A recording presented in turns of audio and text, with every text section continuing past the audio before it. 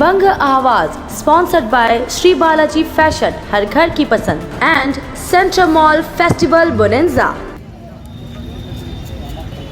रविवार को लक्ष्मी पूजा के दिन कोलकाता के मुबीनपुर में घटी घटना को लेकर पीड़ित परिवार से मिलने पहुंचे भाजपा के प्रदेश अध्यक्ष डॉक्टर सुकांत मजूमदार को पश्चिम बंगाल के पुलिस द्वारा गिरफ्तार किए जाने के विरोध में पूरे राज्य में भाजपा द्वारा सोमवार को सड़क जाम कर पुलिस प्रशासन और राज्य सरकार के खिलाफ विरोध प्रदर्शन किया गया। जहां एक और सोमवार की शाम भाजपा नेता जितेंद्र तिवारी और कृष्णेंदु मुखर्जी के नेतृत्व में बीएनआर मोड़ के समक्ष सड़क जाम कर पुलिस और राज्य सरकार के खिलाफ नारेबाजी की गई। वहीं रानीगंज में भी जुलूस के माध्यम से भाजपा नेताओं एवं कार्यकर्ताओं ने पुलिस पर धिक्कार जताया और सड़क जाम किया। परिस्थिति को संभालने के लिए मौके पर पुलिस पहुंची और आंदोलनकारियों को समझा बुझाकर विरोध हटाने का प्रयास किया, लेकिन जहां एक और रानीगंज में पुलिस को पथावरोध हटाने के लिए कार्यकर्ताओं को जबरन सड़क से उठाना पड़ा, वहीं आसनसोल में पुलिस ने प्रदर्शनकारियों से पथावरोध हटाने की अपील की, लेकिन जनता की परेशानियों को देखते हुए भाजपा नेताओं ने सड़क जाम हटाया और प्रदर्शन के मुख्य कारणों को लोगों को समझाया। আমাদের এই কর্মসূচির কারণে যাদের অসুবিধা হচ্ছে তাদের কাছে আমরা ক্ষমা চেয়ে নিচ্ছি, কিন্তু এটাও ঠিক যেভাবে বাংলায় গণতন্ত্র হত্যা করা হচ্ছে এই পথ ছেড়ে যাওয়া ছাড়া আমাদের কাছে অন্য কোনো পথ ছিল না। আপনারা জানেন গতকাল কি ঘটনা ঘটেছে। মূলত তপশিলি জাতিভুক্ত যারা একটা সম্প্রদায় টোমপাড়া যেটাকে বলা হয় তাদের বাড়িতে যেভাবে হামলা হয়েছে এবং বিশেষ কিছু ব্যক্তি যেভাবে হামলা করেছেন এবং সেই হামলার পরে আমাদের রাজ্য সভাপতি তিনি অন্য কেউ না, একটা কলেজের প্রফেসর ডক্টর সুকান্ত মজুমদার সেখানে পরিদর্শনে যাচ্ছিলেন। পরবর্তী ক্ষেত্রে যেভাবে তাকে রাস্তায় আটকে দেওয়া হলো, যেভাবে অ্যারেস্ট করা হলো, তারই প্রতিবাদ স্বরূপ আমাদের এই আসানসোল সাংগঠনিক জেলার নেতৃত্বে আজকে এইখানে এবং এই যে মন্ডল কমিটি আছে তাদের নেতৃত্বে আমরা বিক্ষোভ কর্মসূচি নিয়েছি। আমরা জানি যে আসানসোলের মানুষের কে অসুবিধা দেওয়া আমাদের উদ্দেশ্য না, কিন্তু এটাও ঠিক যে গণতন্ত্র রক্ষার্থে কখনো কখনো আউট অফ টার্ন গিয়েও আমাদেরকে আন্দোলনে নামতে হয়। আমরা আশা রাখবো যে আজকের এই আন্দোলনের পর যে কোনো গণতান্ত্রিক ব্যবস্থায় যে আন্দোলনগুলো আছে, যে পথ আছে, সে পথে পুলিশ কোনোদিন আমাদের ভারতীয় জনতা পার্টি বা বিরোধী অন্য কোনো নেতাকে বাধা দেবে না, এই আশা রাখবো। একটি বিশেষ সম্প্রদায়ের লোকজন যারা তাণ্ডব লীলা চালাচ্ছে পশ্চিমবঙ্গের নানান জায়গা জুড়ে, তার মধ্যে কালকে মুবিনপুরের এক বিশাল ঘটনা ঘটেছে। সোশ্যাল মিডিয়া থেকে নানান জায়গায় সেই ভিডিও ছড়িয়ে পড়েছে। তার খোঁজ নিতে আজ আমাদের বিজেপির রাজ্য সভাপতি মাননীয় সুকান্ত মজুমদার মহাশয় যাচ্ছিলেন, কিন্তু তাকে অন্যায়ভাবে পুলিশ গ্রেপ্তার করে, তাকে আটকায়, তাকে রোকা হয় এবং তাকে গ্রেপ্তার করা হয়। আমরা এই রকম একটা গণতান্ত্রিক দেশে এই রকম স্বৈরাচারী শাসন আমরা মানছি না। আমরা এর বিরুদ্ধে আজ রাস্তায় নেমেছি, পথ অবরোধ করেছি। আপনারা দেখলেন কিভাবে পুলিশ অন্যায়ভাবে আমাদেরকে তুলে দিল। আমরা শান্তিপূর্ণ বিক্ষোভ করছিলাম, পুলিশ আমাদেরকে জবরদস্তি জোরজবস্তি করে ওঠানো হলো এখানে। आसनसोल के नागरिकों के लिए जितेंद्र तिवारी परम हितैषी हैं। ये दर्शाने का मौका जितेंद्र तिवारी कभी नहीं छोड़ते। वो बार बार प्रमाणित करना चाहते हैं कि आसनसोल के विकास उनके लिए अपनी जान से भी ज्यादा प्यारी है। इसके लिए वे किसी भी हद तक जा सकते हैं। उन्होंने कई बार इस बात की पुष्टि प्रेस वार्ता के दौरान भी की है। आसनसोल के विकास के लिए उन्हें कुर्सी को लात मारते भी देर नहीं लगी, इसलिए उनकी राजनीति का मुख्य उद्देश्य आसनसोल का विकास है। इसके लिए वे हमेशा मुखर रहे हैं। आसनसोल के नागरिकों के हितों के मुद्दे वे कभी प्रेस वार्ता में, तो कभी ज्ञापन के जरिए, तो कभी ट्विटर के माध्यम से उठाते हैं। एक बार फिर उन्होंने आसनसोल रेल पार के विकास को लेकर तृणमूल नेताओं और नगर निगम पर व्यंग्यात्मक कटाक्ष किया है। ये कटाक्ष उन्होंने ट्विटर के माध्यम से किया है। जितेंद्र तिवारी ने सोमवार को ट्वीट कर आसनसोल रेल पार की आत्मकथा लिखी है। उन्होंने अपने ट्वीट में लिखा कि मैं आसनसोल रेल पार हूँ, मेरी गलियां बेहद पतली हैं, इसलिए इधर कार नहीं आती, और चूंकि कार नहीं आती तो सरकार भी नहीं आती। इस ट्वीट के माध्यम से उन्होंने रेल पार के विकास को लेकर निशाना साधा है। तो क्या इस ट्वीट से ये समझा जाए कि आसनसोल रेल पार में विकास नहीं हो रहा है, इसलिए आसनसोल रेल पार व्यथित है? ये तो राजनीति के लाल बुझक्कड़ बुझेंगे कि ये व्यथा जितेंद्र तिवारी की है या रेल पार की। लेकिन जितेंद्र तिवारी द्वारा लगातार किए जा रहे ट्वीट ने साबित कर दिया कि जितेंद्र तिवारी एक बार फिर से तृणमूल कांग्रेस के नेताओं और नगर निगम बोर्ड को घेरने का प्रयास तेज कर चुके हैं।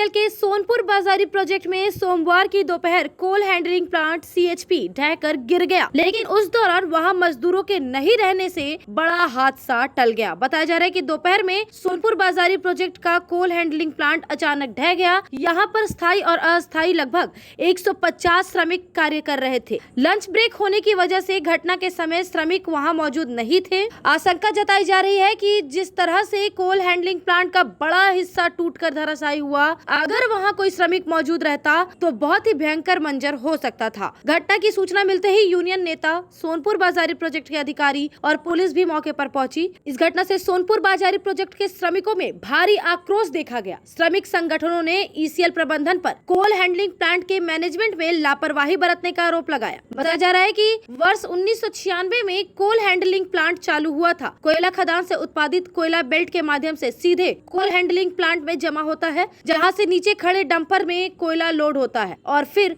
उसे कोल साइडिंग में भेजा जाता है। श्रमिकों का आरोप है कि नियमित रूप से कोल हैंडलिंग प्लांट की मेंटेनेंस नहीं की जा रही थी। नियमित रूप से कोल हैंडलिंग प्लांट का इंस्पेक्शन होता है और रोज रिपोर्ट बनाई जाती है, लेकिन पिछले काफी समय से मेंटेनेंस में लापरवाही बरती जा रही थी। इसका नतीजा ये हुआ कि कोल हैंडलिंग प्लांट अचानक ध्वस्त हो गया। हादसे के बाद तृणमूल मजदूर संगठन केकेएससी के नेता आनंद फानन में वहां पहुंच गए। मजदूर नेता रामचरित पासवान ने दुर्घटना के लिए सीधे सोनपुर बाजारी प्राधिकरण के अधिकारियों को जिम्मेदार ठहराया और कहा कि प्रबंधन उत्पादन को लेकर सक्रिय है, लेकिन श्रमिकों की सुरक्षा को लेकर बिल्कुल चिंतित नहीं है। कुछ देर बाद कंपनी के सुरक्षा अधिकारी मनोज कुमार भी वहां पहुंचे। जब मीडिया ने उनसे हादसे के बारे में पूछा तो उन्होंने जवाब देने से परहेज किया। पहचान जाहिर नहीं करने की शर्त पर एक अधिकारी ने कहा कि यदि हादसे के पीछे कोई लापरवाही हुई है तो इसकी जाँच होगी और उचित कार्रवाई की जाएगी। लापरवाही के कारण ये दुर्घटना घटा। अच्छा, बहुत दिन पहले से दिया हुआ था जो डेंजर जोन है ये। अच्छा, लेकिन इसको कोई रिपेयर का कोई ये नहीं हुआ। अच्छा, अच्छा। आप लोग कभी बोला है मैनेजमेंट को ऐसा? बहुत पहले से। अच्छा, आज के एक्सीडेंट आज के सीट ধসে পড়ে গেল, বহুত লোক বেঁচে গেল। আমরা ওখানে 40 জনের মতো কাজ করতাম, তো 40 মধ্যে কিছু লোক নিচে ছিল। ওই টাইমটাতে খুব দৌড় মেরে দেয়, তো কি 2-4 লোকের চোট লেগেছে। এখনো পর্যন্ত কোনো খবর পেছে না, ভিতরে লোক মনে হয় আরও আছে কি না বলতে পারছি না। আমরা এখন তদন্ত চলছে আমাদের। তো আমাদের এখন যে ওয়ার্কাররা আছে এখন সব মানুষ অসুবিধায় পড়ে গেছে। আমি কি আর বলবো, আমাদের তো সব কিছু তো হারিয়ে গেল। আমরা খাবো কি, চলবে কি করে, আমাদের কাজ যোগ দেয়। সেল ম্যানেজমেন্ট তো বলছে কাজ দিতে পারবো না। এই 1 মাস 2 মাস আগে থেকে বলেছিল যে কাজ দিতে পারবো না। 4টি লোককে আমাদের বসাই দিয়েছে। এবার আমাদেরকে বসাবো প্লেন ছিল, তার আগে আমাদের প্লেনটা এইভাবে অ্যাক্সিডেন্ট হয়ে গেল। এই স্যার আর কি বলবো, বলার কিছু নেই আমাদের। কি বলবো, এটা হচ্ছে ম্যানেজমেন্টের দিশাহীন। যে ম্যানেজমেন্ট কিভাবে মানুষের মানে ওয়ার্কারদের উপর, এদের কোনো প্ল্যানিং নেই। আপনারা হয়তো জানেন না, 6 থেকে 7 মাস আগে এটার যে টেস্টিং করতে এসেছিল তারা কিন্তু এটাকে ক্লোজ করতে বলেছিল। আজ পর্যন্ত ম্যানেজমেন্ট নিজের ইয়েতে, আজকে যদি ধরুন কোনো দুর্ঘটনা ঘটে যেত, আজকে 30 থেকে 40 জন এখানে স্পট ডেট। আমরা এই যে ঘটনাটি ঘটেছে এর পূর্ণাঙ্গ তদন্ত ছাড়া আমরা আপনাদের মারফতে আমরা দাবি জানাই যে হাই পাওয়ার যা আছে কমিটি আসুক, এটা ইনকোয়ারি হোক এবং যারা এর পেছনে আছে তাদের উপযুক্ত শাস্তি হোক। टिप साहब है। अच्छा, क्या प्रॉब्लम हुआ था? कोई मेंटेनेंस नहीं हुआ था यहाँ? मेंटेनेंस हो रहा था। जो भी डीएम साहब से बात करेंगे। नहीं नहीं, इतना बड़ा हादसा हो गया, किसी का लापरवाही? तो इंक्वायरी होगा तो पता चलेगा। अभी हम लोग को इसका कोई एम्प्लॉय का तो कुछ हो जाता तो क्या इंक्वायरी पहले होता ना? ऐसा बात पहले इंक्वायरी नहीं हुआ ऐसा सिचुएशन में? नहीं, इसका बंद करने का काम चल रहा था। कुछ तो जवाब दीजिए। एक्चुअली क्या हम लोग या मेंटेनेंस कुछ होता कि नहीं होता था? मेंटेनेंस तो होता ही।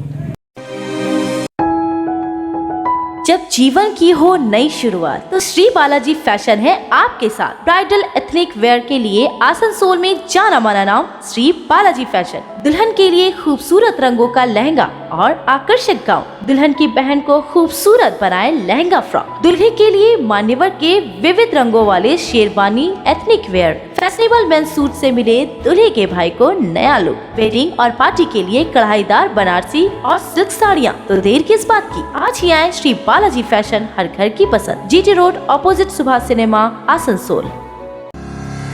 शिल्पांचल में एक्सक्लूसिव फर्नीचर का एक ही नाम, फर्नीचर वर्ल्ड। जहां देसी विदेशी हर तरह के फर्नीचर के एक से बढ़कर एक कलेक्शंस पाएं। और पूजा पर फर्नीचर वर्ल्ड में चल रहा है फेस्टिव ऑफर, हर खरीदारी पर पूरे 20% की धमाका छूट। जी हां, flat 20% of on all furniture. तो फिर पूरे घर को सजाएं फर्नीचर वर्ल्ड के नए डिजाइन वाले फर्नीचर से। फर्नीचर वर्ल्ड, फर्नीचर लवर्स की पहली पसंद। जीटी रोड अपोजिट शनि मंदिर, निरुद्दीन रोड, आसनसोल। दुर्गा पूजा के अवसर पर जल्द ही सेंट्रल मॉल में शुरू होने वाला है फेस्टिवल बोनेंजा। शॉपिंग के साथ अट्रैक्टिव गिफ्ट्स पाने का मौका। आने वाले 10 सितंबर से 26 अक्टूबर तक मॉल के किसी भी शॉप से मिनिमम 500 रुपए की करें खरीदारी और पाएं एक लकी कूपन। इन लकी कूपन पर 26 अक्टूबर को होगा लकी ड्रॉ कॉन्टेस्ट, जिनमें से कुछ सिलेक्टेड लकी विनर्स को सेंट्रल मॉल की ओर से दिए जाएंगे अट्रैक्टिव प्राइजेस। साथ ही फर्स्ट प्राइज पाने वाले एक लकी विनर को सेंट्रल मॉल दे रहा है एक शानदार बजाज प्लैटिना बाइक। तो इस पूजा उठाए लाभ सेंट्रल मॉल के फेस्टिवल बोनेंजा का आने वाले 10 सितंबर से 26 अक्टूबर तक। गौ तस्करी मामले में वीरभूम जिला अध्यक्ष अनुव्रत मंडल के खिलाफ सीबीआई द्वारा पेश चार्जशीट में वीरभूम तृणमूल सांसद शताब्दी रॉय को गवाह के तौर पर नामित किया गया है। केंद्रीय जांच एजेंसी ने पिछले शुक्रवार को आसनसोल कोर्ट में अनुव्रत मंडल के खिलाफ 35 पेज का चार्जशीट दाखिल किया था। सूत्रों के मुताबिक चार्जशीट में गवाहों के 95 नाम है, जिनमें से 46वें नंबर पर शताब्दी रॉय का नाम है। चार्जशीट में शताब्दी के अलावा बैंक मैनेजर, असिस्टेंट मैनेजर और बैंक कर्मचारियों के नाम भी गवाह के तौर पर मौजूद है। सीबीआई ने धारा 160 के तहत नोटिस भेजा और धारा 161 के तहत तृणमूल सांसद का बयान भी दर्ज किया। तब सीबीआई ने शताब्दी का नाम अनुव्रत मंडल के खिलाफ दायर आरोप पत्र में गवाहों की सूची में दर्ज किया था। राजनीतिक गलियारों का दावा है कि वीरभूम से सांसद शताब्दी रॉय का वीरभूम जिला तृणमूल अध्यक्ष अनुव्रत मंडल से विवाद है। दोनों को कभी भी किसी पार्टी इवेंट में साथ नहीं देखा गया, लेकिन अनुव्रत मंडल की गिरफ्तारी के बाद पार्टी के साथ सांसद शताब्दी रॉय भी अनुव्रत के साथ खड़ी रही। उन्होंने वीरभूम के खोइरासोल में सभा की और पार्टी कार्यकर्ताओं समर्थकों से अनुव्रत के साथ खड़े होने की अपील की। लेकिन जब सीबीआई ने चार्जशीट दाखिल की तो गवाह के तौर पर शताब्दी रॉय का नाम सामने आया। साथ ही इस चार्जशीट में गौ तस्करी के पैसे के लेन देन, बैंक लेन देन की जानकारी का भी जिक्र किया गया है। यहाँ तक कि जब्ती सूची पर हस्ताक्षर करने वाले बैंक प्रबंधकों और कर्मचारियों का भी गवाह के रूप में उल्लेख किया गया है। साथ ही अनुव्रत मंडल के परिवार के किसी सदस्य के नाम पर 18 करोड़ की फिक्स डिपॉजिट, 3 चावल मिलों, 53 दस्तावेजों और 25 गुमनाम दस्तावेजों जैसी बड़ी संपत्ति का उल्लेख किया गया है। चार्जशीट में दावा किया गया है कि देश के कई कॉलेजों में गौ तस्करी के पैसे का लेन देन किया गया है। उन कॉलेजों से संबंधित होने के तौर पर मलय पीठ नाम के एक शख्स को भी गवाह के तौर पर पेश किया गया था।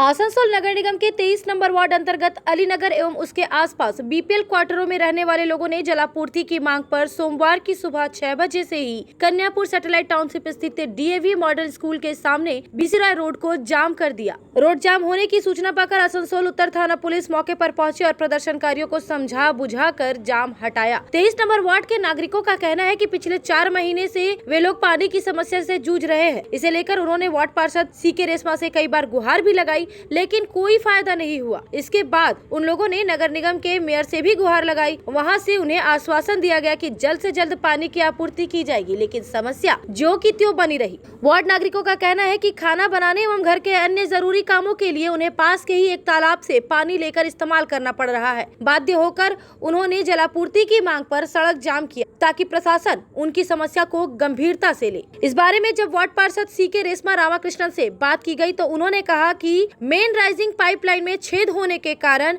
तकनीकी खराबी हो गई है, जिस वजह से पानी का प्रेशर इन इलाकों में नहीं पहुंच पा रहा है। वहीं उन्होंने यह भी कहा कि कॉर्पोरेशन द्वारा दिए गए नलों से पानी का सप्लाई लगातार जारी है और वाटर टैंक्स के जरिए क्षेत्र में पानी का सप्लाई भी किया जाता है। इसके अलावा क्षेत्र में अलग पाइपलाइन बैठाने के कार्य पर भी नगर निगम के इंजीनियर ने इलाके का मुआयना किया है, लेकिन इस प्रक्रिया को पूरा होने में समय लग सकता है। उन्होंने यह भी कहा कि किसी अन्य राजनीतिक दलों के दांवपेच में फंसकर लोगों ने इस समस्या को लेकर सड़क जाम कर प्रदर्शन किया। समस्या है। कितने दिन से आप लोग यहाँ कम से जब से इलेक्शन खत्म हुआ है, इलेक्शन के बाद से पानी का जो दिक्कत है, इलेक्शन से पहले के अलावा और कोई समस्या है? और पानी के अलावा और कोई चीज का तकलीफ नहीं है। लाइट सब ठीक चल रहा है, साफ सफाई भी ठीक हो रहा है। हफ्ता में एक बार आता है साफ सफाई करने वाला। उसके बाद में लाइन और पानी का बहुत ज्यादा दिक्कत है। इतना दिक्कत है, आदमी तालाब से पानी ला रहा है। काउंसिलर को बोले थे, काउंसिलर को बोल रहे, काउंसिलर कोई रिस्पॉन्स नहीं ले रहा है।